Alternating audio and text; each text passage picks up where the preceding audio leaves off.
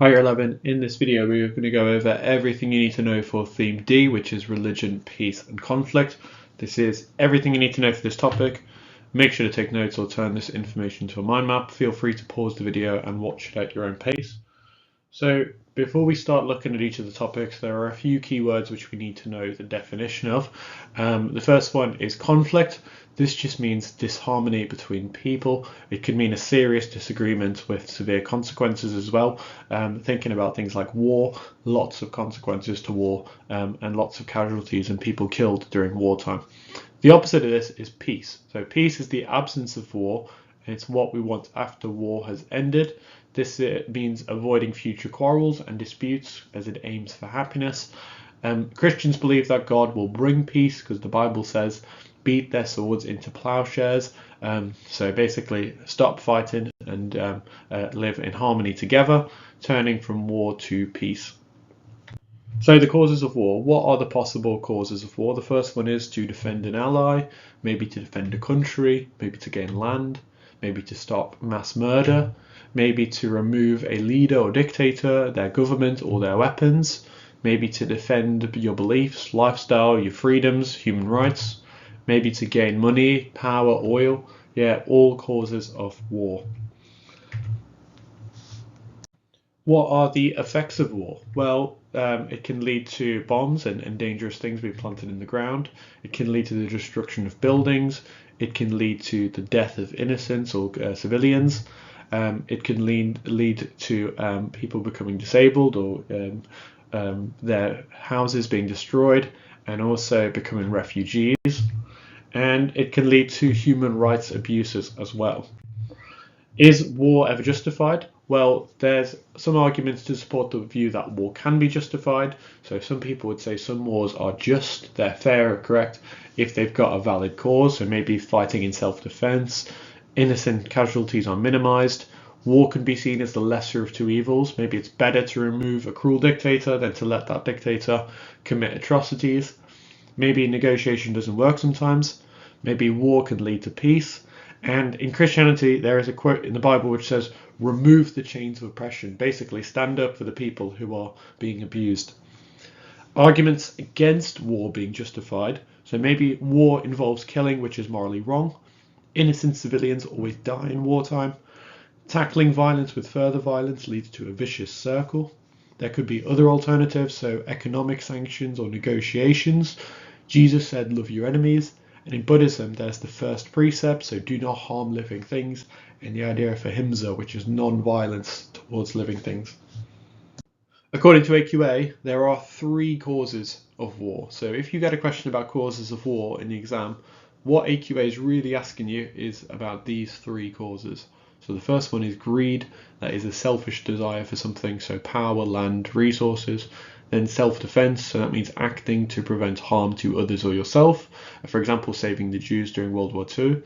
Retaliation, so deliberately harming someone as a response to them harming you.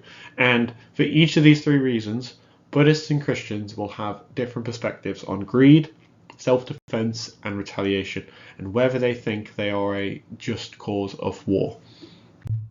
So the Buddhist view on the causes of war. So Buddhists believe greed is one of the main causes of war. If greed is one of the 3 poisons, it causes dukkha, it causes suffering. Greed can lead countries to invade others to control resources. Many Buddhists do not believe that violence can ever be used, even in self-defense. So Thich Nhat Hanh, important Buddhist leader who's going to show up a lot in this topic, he said, killing is never justified. From a Buddhist perspective, retaliation is another word for revenge, and it's an expression of hatred. Actions based on hatred are not ethical, they're not skillful, and they don't lead to healthy consequences. So responding to hatred with hatred only increases suffering, doesn't relieve it. Christian views on the causes of war. Well, Christianity teaches that greed is wrong. In the Bible, it says the love of money is the root of all kinds of evil. This doesn't just mean money, but it can mean land, possession, power, etc. Self-defense is the only reason war should be fought or to defend others. Jesus taught love thy neighbor, which means all people should be cared for, and this might mean using force to do so. However, retaliation against a country who've done something wrong goes against Jesus' teaching of turn the other cheek, meaning to resist the evil person. Key thing here is that there's two different translations of one of the Ten Commandments. It can be translated as do not kill, or it can be translated as do not murder. One of those, do not kill, would stop people from fighting in wartime. Do not murder, you can interpret that as meaning, well, when a soldier is killing another soldier in wartime, that could be seen as allowed. The next thing we need to know about is protests. So a protest is an expression of disapproval, often in a public group. The right to protest is considered a fundamental democratic freedom.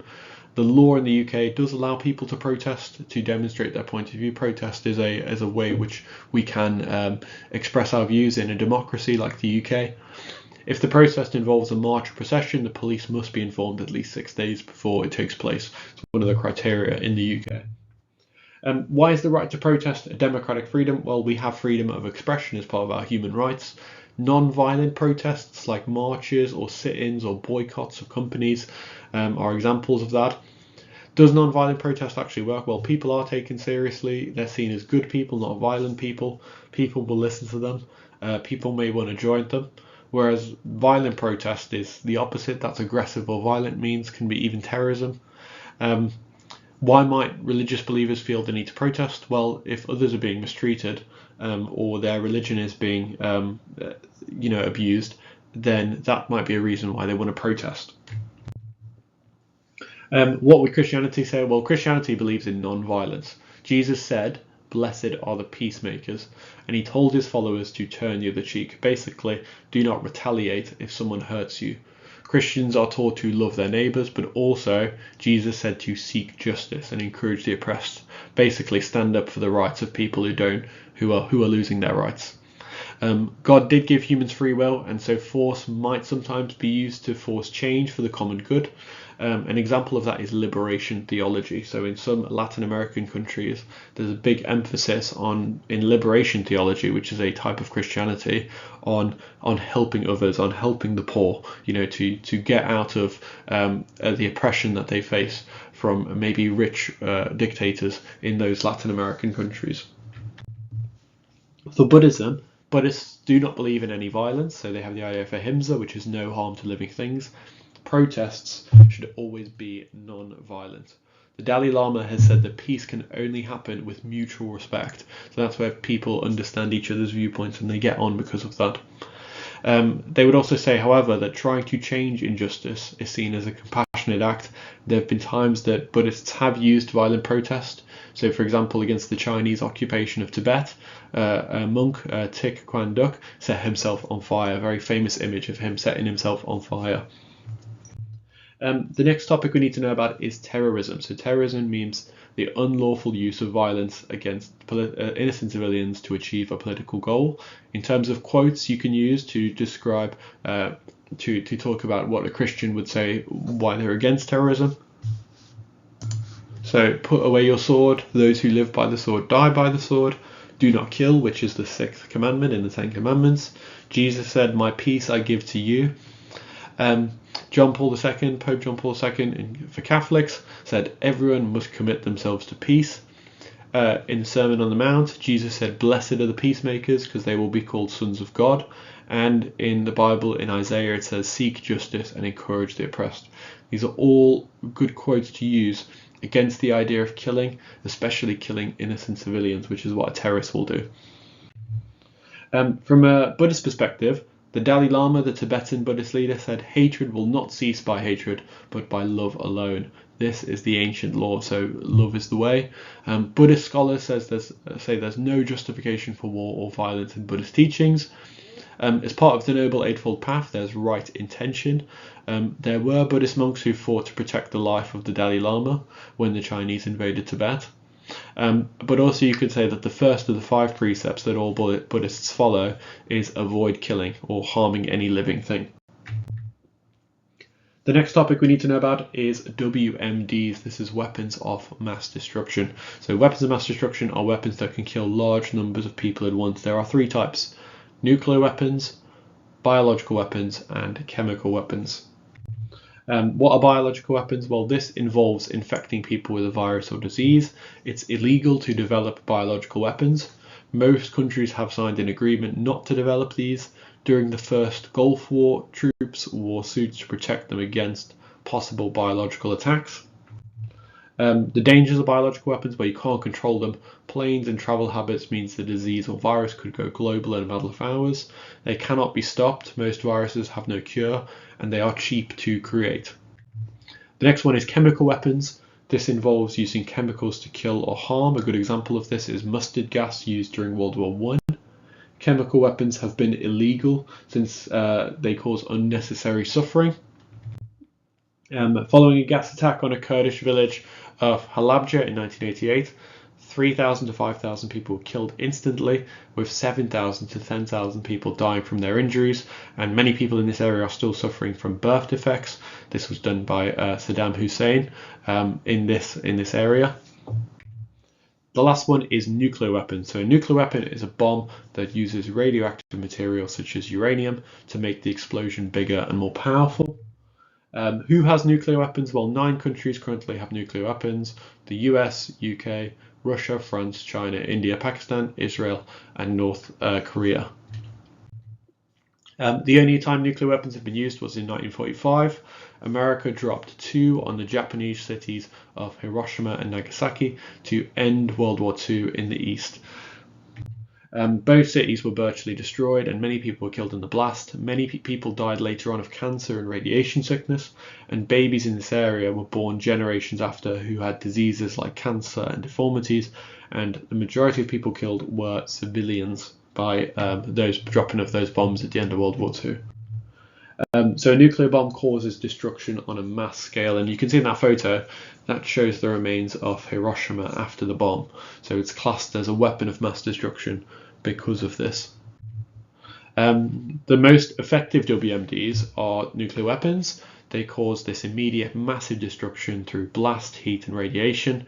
A single bomb, like those used at Hiroshima and Nagasaki, can destroy an entire city, but they also have long-term effects such as radiation sickness and environmental damage.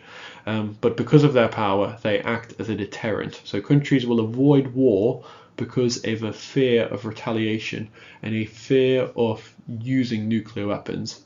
However, some people do argue that biological weapons could be even more dangerous in the long term because, well, they spread uncontrollably like a disease and they're harder to detect and stop.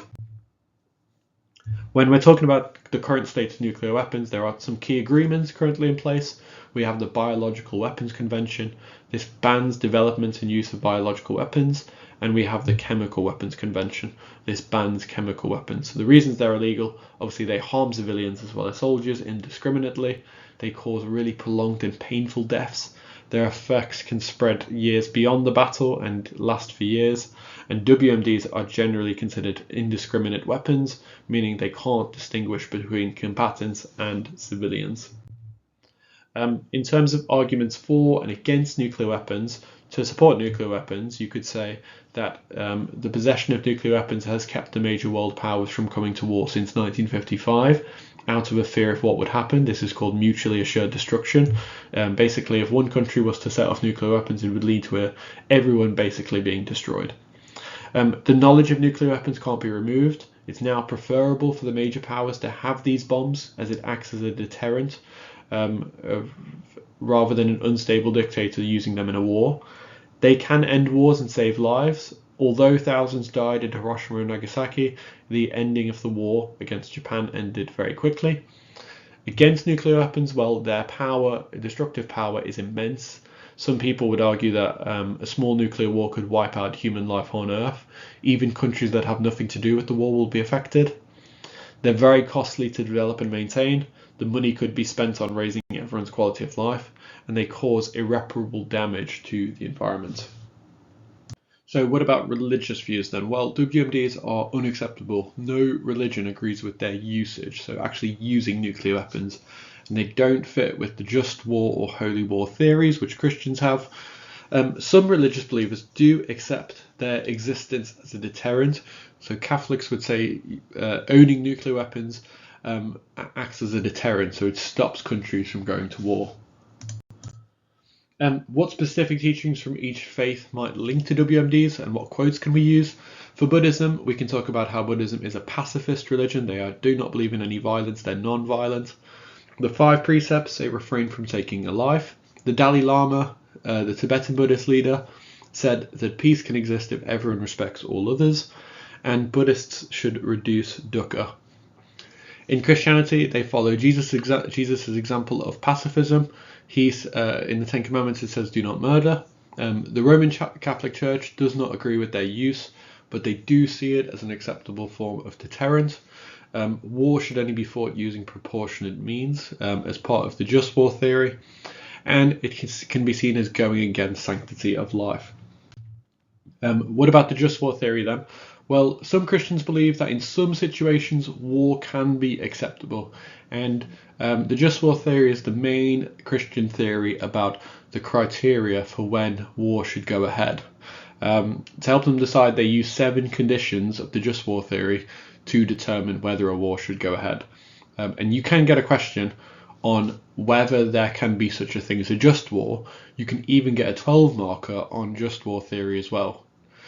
So Thomas Aquinas developed the just war theory in the 13th century, and it's been improved on since, but a war can only be considered if all 7 criteria are met. So the criteria are as follows. So the first one is correct authority. So the war must be declared by a sovereign authority. It must have a just cause, so the war must be fought for a good reason. It must have a just intention, so the war must be carried out with good intentions, maybe to the intention of trying to promote good and stop evil. It must be a last resort. The war can only be just if all other methods have been investigated before fighting begins. For example, negotiating, peace offerings, things like that. Reasonable chance of success. So those declaring the war must have a reasonable chance of winning it. You can't declare a war and if you think it's unlikely that you're going to win. Civil immunity. So no civilians or non-combatants should be harmed during the war. And proportionality. The methods and weapons used to fight the war must be in proportion to the aims. We can't use too much force. There should be a proportional amount of force. So you can't use nuclear weapons against a country which doesn't have nuclear weapons. It has to be proportional levels of fighting with the right weaponry. So some challenges with each of these then. Some things you could raise. So if you got a 12 marker on just war theory, here's some of the problems you could point out in some of these criteria. So for correct authority, what if there's a dispute about who has the authority to declare the war? What if, for just cause, there's a disagreement about whether it's a good reason to actually go to war? Just intention, well, how do you know there's a just intention? It's very difficult to judge that. Being a last resort, how do you know that the other methods have been tried sufficiently? It's very difficult to establish that as well. Reasonable chance of success, well, it might be very complex to establish this. There's loads of unknown possibilities. Civil immunity, well, there are always civilian casualties in war. You can't prevent that. Proportionality, well, is it morally justifiable to use a greater degree of force to end the war more quickly, like the USA did against Japan in World War II? Loads of issues with this theory. The question we can also ask is, well, was World War II a just war? So the World War was declared and controlled by the British government. Hitler had already invaded 2 neighbouring countries in his attempts to gain more territory for Germany. The war was declared to prevent Hitler from invading other areas. For 4 years previously, there had been tense negotiations to try and settle the problem without a war. So the British had allowed Hitler to get his own way to avoid a war. There was intense bombing of German cities, so hundreds of thousands of German civilians were killed. Germany was defeated and peace was re-established between Britain and Germany, and today they are close allies. So arguably, most of the criteria are met. I think some of them, like the lack of civilian casualties, obviously not met, but you could argue that World War II, out of any war, meets most of the criteria. And what about the Iraq War, or the Second Gulf War? So in late 2002, the American and British governments believed Iraq was developing weapons of mass destruction. The Iraqi government denied these claims, and it allowed UN weapons inspectors into Iraq to search for evidence. In March 2003, the American and British governments asked UN weapons inspectors to leave, and they declared war on Iraq. On the 9th of April 2003, the government of Iraq was toppled. The UN did not support the declaration of war.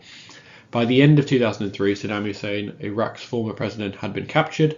He'd been a cruel dictator who ordered many crimes against his own people. Since then, Iraq has held democratic elections and a new government has been formed. However, unrest still continues and no WMDs have ever been found. The war cost the lives of thousands of Iraqi civilians and many soldiers, volunteers and civilian workers. So this happened as a result of, the entire world was shocked at the events in New York on 9/11, but instead of doing nothing about it, President Bush of the USA decided he would get rid of the world of Al-Qaeda and other radical terrorist groups, even if they had nothing to do with 9/11, and this became known as the War on Terror. So out of this we have the Afghanistan War from 2001 to present, also called Operation Enduring Freedom, and then the Iraq War from 2003 to 2011 also stemmed from this. So it was an example of land and air warfare. In late 2002, obviously this whole started because they thought that Saddam was developing nuclear weapons. So when it comes to this, whether was Iraq a just war? I think it was quite clearly not a just war. And then when you mention the Iraq War, if you do mention it in the exam, you can talk about how those criteria were not being met. So it's not an example of a just war. The war did cost the lives of thousands of Iraqi civilians and lots of soldiers, volunteers and civilian workers. There's been examples of activities that contravene the just war theory. The most notorious is the treatment of prisoners in Abu Ghraib, where Iraqi prisoners were beaten, tortured, abused and humiliated. Critics of the Iraq War claim that the way the war has been fought has resulted in numerous unnecessary deaths. The UK and US remain to train a new army because they're the risk of unrest due to the rise of ISIS, and there's been beheadings of aid workers and journalists as well. So in terms of the just war theory, strengths and weaknesses. Strengths, well, obviously it promotes the order to war. People know how to carry it out. It ensures that the war is done for a good reason, and which can lead to peace, which is one of the aims of Christianity. It's a last resort, meaning they're not killing off the army for no reason. The correct authority prevents just anyone starting a war, and it's to stop an evil force in order to help others, which shows love your neighbour. Weaknesses, you could say it's out of date. The way we fight today means civilians are collateral damage.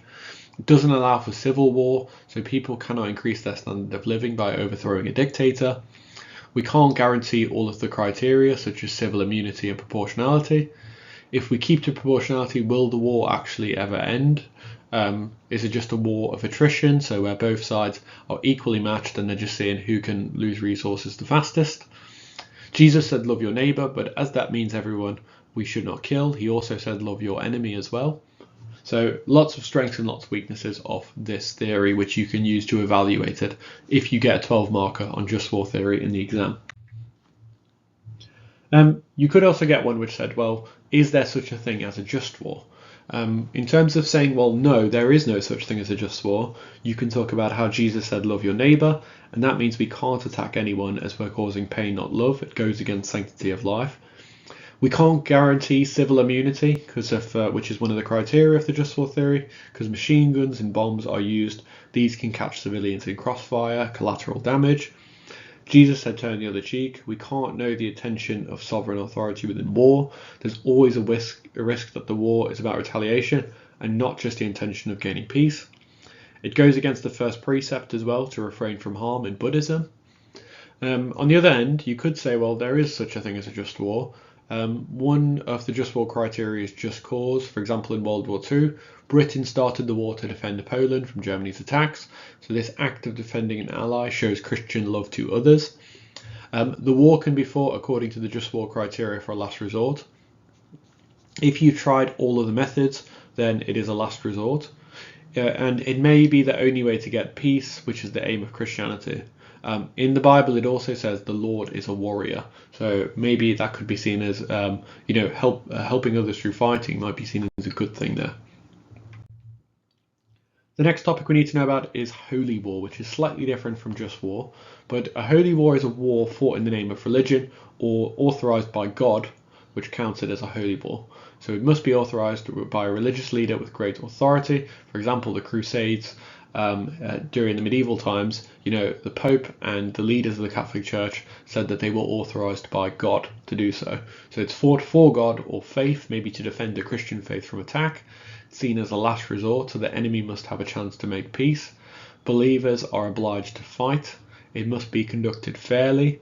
Protection of civilians and the landscape, and justice and peace are restored afterwards. So an example of a holy war is in the 11th century. Christian and Muslim soldiers fought over the Holy Land in what is now called the Crusades. As the Christians believed that God had told them that this was their Holy Land, they felt that they were permitted by God to fight and that they were fighting for their religion. Have a look at some of these different examples. Are these holy wars or not? Well, in the 11th century, Christian and Muslim soldiers fought over the Holy Land in the Crusades. That would be a holy war. In the Bible as well, the Lord Almighty says, I will punish the Amalekites for what they did to Israel when they waylaid them as they came up from Egypt. Now go attack the Amalekites and destroy them, all that belong to them. So God commands the Israelites in the Bible to wipe out the Amalekites.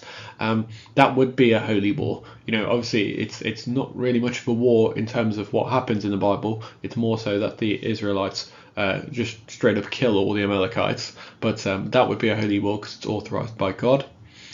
Or however, you could also say it's not a holy war because if they're killing everyone, women and children included, that's not fair treatment. That's not right. That's not going to restore peace at the end of it. World War II, it's not a holy war because it wasn't authorized by God. And then number 4, some Buddhist monks supported Japanese aggression towards China and Korea. They spread Buddhist teachings, believing they were ensuring the survival and spread of Buddhism. Again, that's not a holy war as well because it's not authorized by God. In terms of teachings, you could link to this. So eye for an eye, tooth for a tooth. This again, it's talking about individual disputes, not national issues. So that again is one of the quotes which is used in theme E as well when we're talking about the death penalty. So you could say, well, maybe it does apply, maybe it doesn't apply. You can really evaluate it. Put away your sword. Those who live by the sword die by the sword. That is saying don't use violence. So it's going against the idea of holy war. If you don't have a sword, sell your cloak and buy one. Jesus is telling his disciples to be prepared for a difficult time ahead. Well, obviously Jesus is saying arm yourself, but is Jesus talking about a physical fight considering he's a pacifist? Maybe it's a metaphor. And the last one, where God commands the Israelites to wipe out the Amalekites. So God commands people to attack a group who've previously attacked them. That could be seen as an act by God. So there are examples in the Bible where God does tell people to kill other people. So how are these quotes understood by Christians today? Well, the first one, the eye for an eye, tooth for a tooth, obviously it was over 3,000 years ago. Individual wrongs were punished by taking violent action against the family or tribes of the offender. So the teaching of eye for an eye tried to reduce this violence by suggesting that only the individuals involved should be punished proportionally and not a larger group. So not killing innocent people. The one from Jesus where it says put away your sword, he who lives by the sword dies by the sword. This is basically saying that those who use violence will become caught in a cycle of violence and retribution. So violence leads to more violence. When Jesus said, if you don't have a sword, sell your cloak and buy one, he's telling his followers to arm themselves because of future threats of violence. Again, that could also mean that could also be a metaphor for there being a difficult road ahead. And the last one with the Amalekites, there are lots of references in the Old Testament to God instructing the Jewish people to fight in battles. Why do most people reject holy wars today? Well, nowadays, many Christians reject the idea of a holy war, believing that God doesn't want innocent people to be killed. Many other religious people will also believe that God prefers feast to fighting.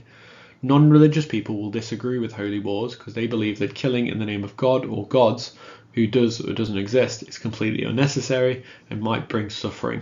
So holy wars in modern times are much less common than they've been in the past. And nowadays, Christians are much more likely to use the power of argument and debate than military strength. In terms of other reasons you could mention, well, you could also talk about the fact that religion themselves do not cause war. It's how they're put into practice that causes the war. The Bible does say do not kill and respects the sanctity of life. The Bible, however, also says eye for an eye, and also says, call the troops to arms, declare a holy war. There are lots of examples in the Old Testament of God commanding people to be slaughtered. Religions are involved in wars, so for example Israel and Palestine, the Syrian civil war. However, both of these conflicts could be arguably more about politics than religion. This isn't really a case of religion causing wars. Other beliefs about religion causing wars, well, you could also say that throughout history religious believers have been divided. So the formation of Sikhi, the death of Prophet Muhammad, during the Bosnian Wars there was ethnic cleansing of Muslims. Yeah, religious beliefs have divided people throughout history. However, many religions work for the common good. They follow the golden rule, do unto others as you do unto yourself. There are many similarities between religions and many people working together to solve conflicts and bring peace. Many would argue that rather than causing war, religion rises to the surface in conflicts, whereas the real causes are power, land and self-defense. Religious leaders do often try to end conflict, so the Pope has called for an end to the conflict in Syria and Northern Africa, where terrorist groups like Boko Haram wage war against Christians and Muslims. In 2013, the Archbishop of Canterbury appointed David Porter as a Director of Reconciliation. His role was to transform violent situations around the world, so work for peace. So lots of religious believers are working for peace. Many religious founders argued for peace as well. So Jesus said, blessed are the peacemakers in the Sermon on the Mount. The message of Buddhism is one of peace. In the Dhammapada, Buddhists are taught not to harm living things. This brings us nicely to our next topic, which is pacifism. So pacifism is the belief that all war and violence is wrong. People can be pacifists for lots of reasons. It's a religious belief, it's a philosophical belief, it's a practical belief. Pacifists believe that war is a category of violence that's never necessary, so they will refuse to fight in war.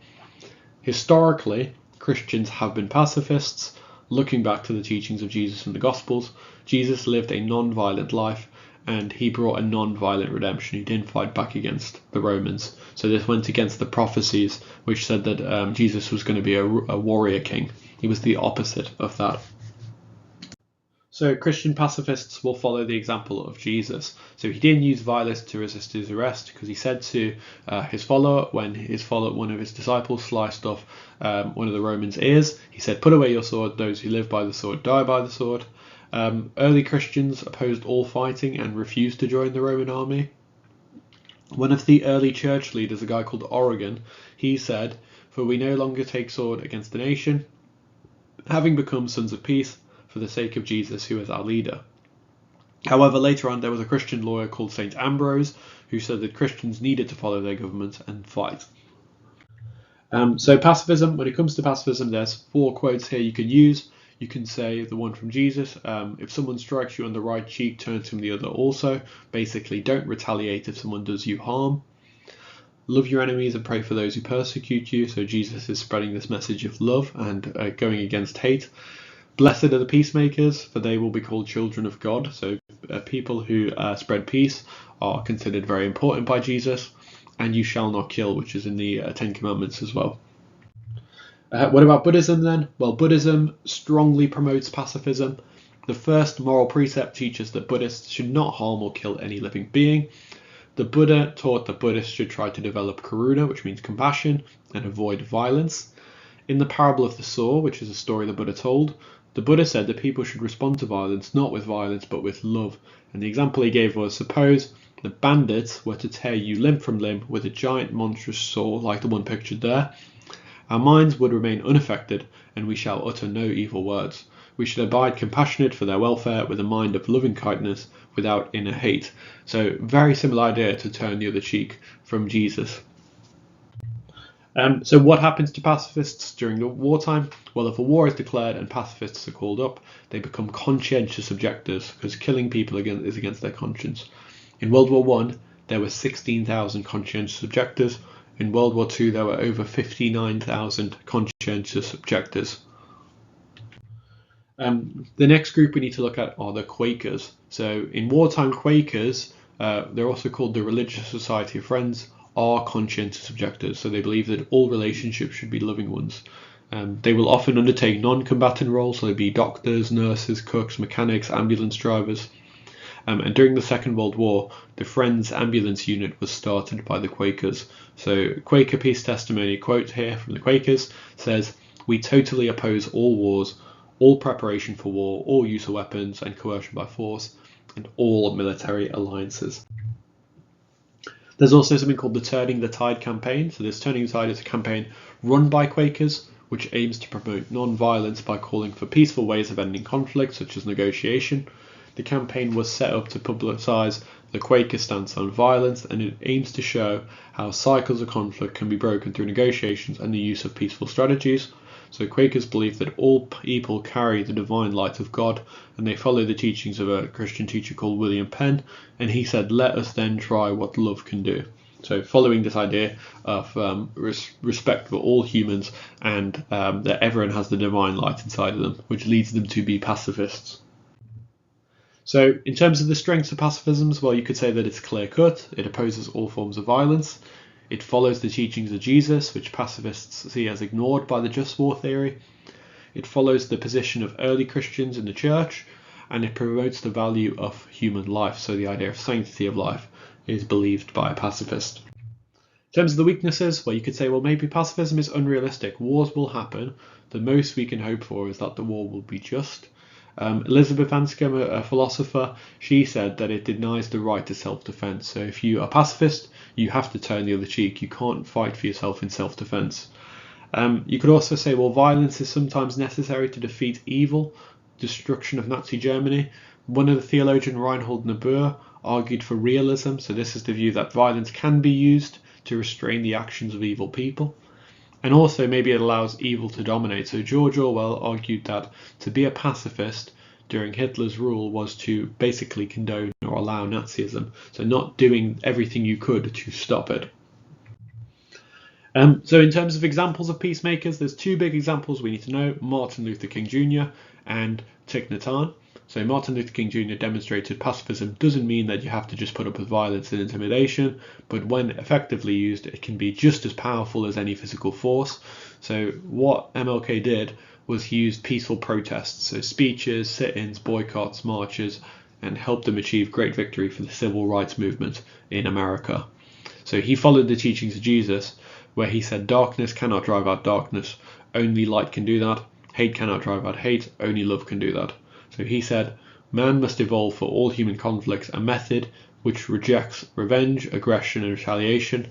The foundation of such a method is love. So MLK is a great example of peacemaker who used Jesus' teachings of agape and love your neighbor to spread a message of peace and to actually have an impact on the world through that.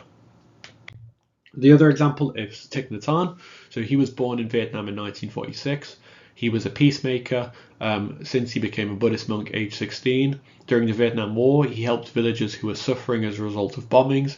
His opposition to government policy led to his exile. He created something called engaged Buddhism, or socially engaged Buddhism. And basically this is a type of Buddhism which says that if Buddhists are going to try and achieve peace, they must change society, so they must actually help society. So he tried to combine meditating with non-violent protest to basically champion this idea of ahimsa, so non-violence to all living things. So a good story here. So this is a good story of what type of person Thich Nhat Hanh was like. So there was a Vietnam veteran who was overheard talking to Thich Nhat Hanh about his dedication to non-violence, and the veteran said to Thich Nhat Hanh, "You're a fool. What if someone had wiped out all the Buddhists in the world and you were the last one left? Would you not try to kill the person who was trying to kill you, and in doing so save Buddhism?" And Thich Nhat Hanh answered patiently, "It would be better to let him kill me. If there's any truth to Buddhism and the Dharma, it will not disappear from the face of the earth, but will reappear when seekers of the truth are ready to discover it. In killing, I would be betraying and abandoning the very teachings I would be seeking to preserve. So it would be better to let him kill me and remain true to the spirit of the Dharma." So Thich Nhat Hanh believes that what he's doing is right. You know, he is a pacifist in that way, but also that his teachings in Buddhism link with helping others and link with actually doing things in the world. The next topic we need to know about is victims of war. So victims of war, if you get that wording in the exam, all it's asking you is about the casualties of war. So soldiers, family, friends, innocent civilians. Well, how are they affected? Well, if a soldier's killed, it's the death of the main wage earner during war. The place of work might be destroyed during war.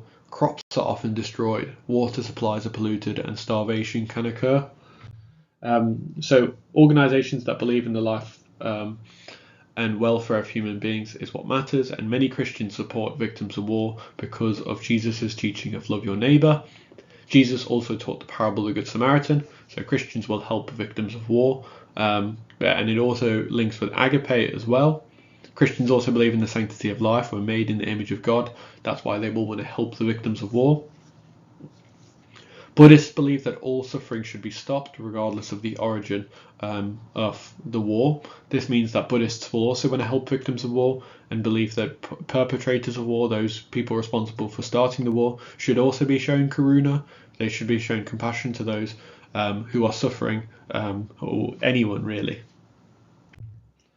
Christian Aid is the key example we look at, so it's the main case study for this topic, for theme D. It also appears in Christian Practices. So Christian Aid is the largest Christian organisation that helps victims of war. It was set up in the 1940s. They aim to bring an end to poverty. As war causes poverty, the victims of war are an important group that Christian Aid assists. So what do? Well, they try and establish basic human rights and fairness in society. They support local organisations. They raise awareness of refugees in areas such as Gaza, Afghanistan and Syria, and they also do fundraising activities as well. So we've come now to the end of theme D. We've looked at all the topics we need to look at. Again, good luck with your revision year 11.